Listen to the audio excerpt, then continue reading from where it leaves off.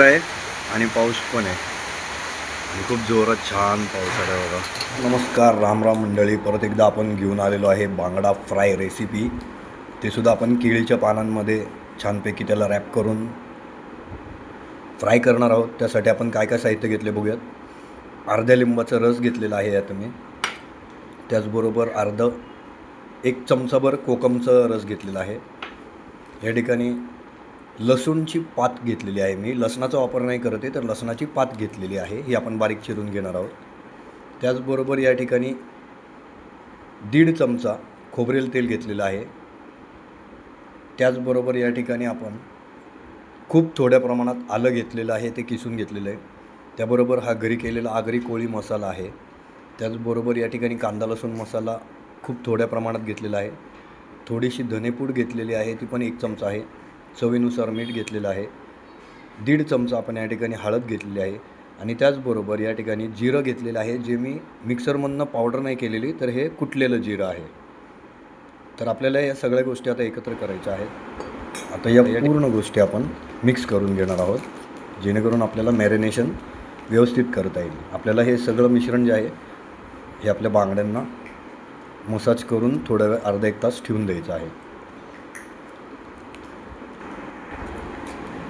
आणि या ठिकाणी लसणाची पातसुद्धा आपण ॲड केलेली आहे. आता आपण आपला एक बांगडा मस्तपैकी इथे घेऊ आणि त्याला आतून बाहेरून दोन्हीकडून छानपैकी मसाला लावून घेऊ. बघा, व्यवस्थित असं क्रीमी टेक्स्चर झालेलं आहे. आता आपण याला पहिले आतल्या बाजूला थोडंसं सारण भरल्यासारखा मसाला लावूयात. त्याचबरोबर बाहेरनं सुद्धा मस्तपैकी याला आपण मसाला लावून घ्यायचा आहे. अशाच पद्धतीने सगळे जेवढे पण आपले मासे आहेत त्या प्रत्येक माशाला छानपैकी हा मसाला आपल्याला लावायचा आहे.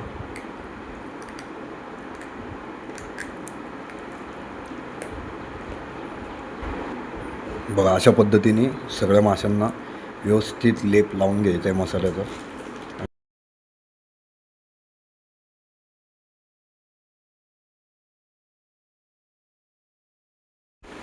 तर या ठिकाणी आपण पाववाटी तांदळाचं पीठ घेत आहोत. त्याचबरोबर पाववाटी आपण घेत आहोत इथे बारीक असा रवा.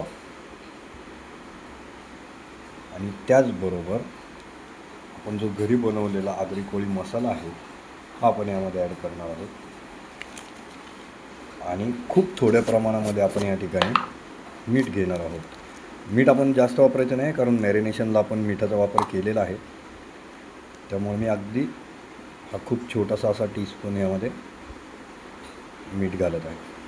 बस आता आपण आपला एक फिश घेऊयात आणि तो फिश छानपैकी यामध्ये रोल करूयात.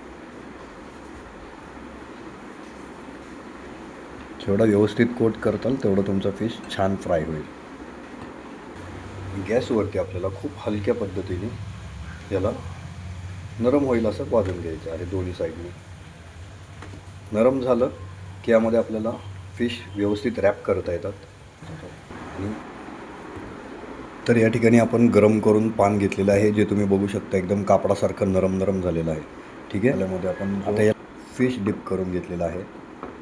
हा फिश आपल्याला या ठिकाणी तिरक्या पद्धतीने ठेवायचा असं. ठीक आहे. त्यानंतर ह्याला तिरका असा रोल करायचा आहे. ही बाजू आपण फिशच्या खाली तयार करायची अशी. परत याला रोल करायचा. आता ही बाजू जी आहे ही आपल्याला अशा पद्धतीने फोल्ड करायची आहे. त्यानंतर ही परत अशी फोल्ड करायची आहे. मग या ठिकाणी आपण जी केळीच्या पानाचं आपण बनवून घेतलेलं होतं धागा, हा धागा आपल्याला या पद्धतीने इथे रॅप करायचा आहे. आणि ते छोटीशी एक अशी गाठ बांधायची आपल्याला. फार अवघड काम नसतं, थोडं नाजूक असतं एवढंच.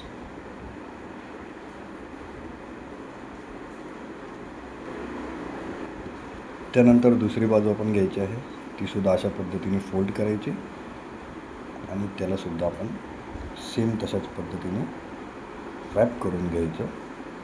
आणि गाठ बांधायची. थोडंसं टेक्निक यूज केलं तर आपण गावाकडच्या घरात नाही तर फ्लॅटमध्ये सुद्धा या गोष्टी आपण करू शकतो. या ठिकाणी तुम्ही बघू शकता तेल छानपैकी तापलेलं आहे. आता आपण यामध्ये कढीपत्ता ॲड करणार आहोत. खूप साध्या पद्धतीने आपण आहे असा हा फिश यामध्ये ठेवणार आहोत. ही बाजू पहिले ठेवतो आपण.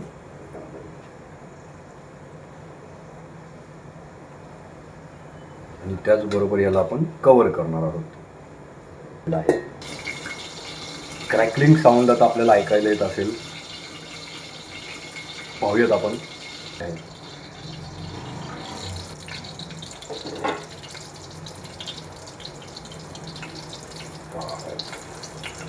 छान असा वास सुटलेला आहे.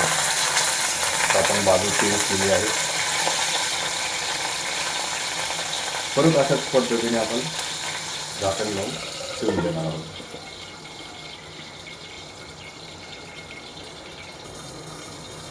चला तर आता चेक करूया.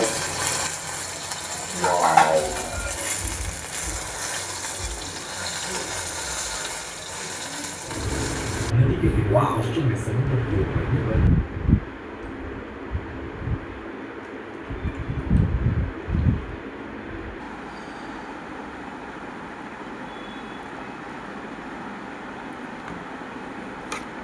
एक बाईट घेऊन बघतो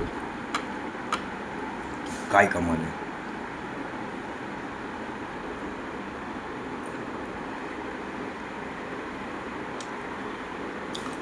आहा, सुपर. माझ्याकडे शेजवान चटणी आहे बरोबर, पण सिरियसली त्याची काही गरजच नाही. तुम्हाला आहे असं खूप छान आहे. तर मी एन्जॉय करतो, तुम्ही सुद्धा बनवा आणि एन्जॉय करा.